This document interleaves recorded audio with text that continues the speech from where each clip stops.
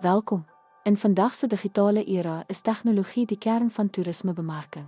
Van webwerwe tot sosiale media gebruik toerismebesighede digitale gereedskap om reisigers regoor die wêreld te lok, te betrek en te omskep.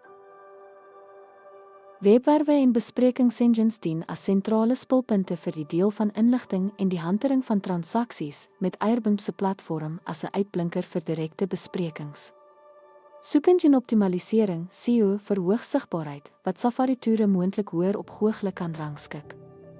Posbemarkingsinstrumente stroomlyn en pas boodskappe aan, soos gedemonstreer deur Mailchimp veldtogte wat hotelspesialiteite bevorder. Sosiale media-platforms speel 'n belangrike rol in visuele promosie, soos die gebruik van Instagram vir bemarkingsbestemmings. Analitiese sagteware is noodsaaklik vir prestasieopsporing, met Google Analytics as 'n goeie voorbeeld deur gebruikersgedrag op reiswebwerwe te monitor. Ten slotte, digitale gereedskap is nie opsioneel nie, hulle is noodsaaklik.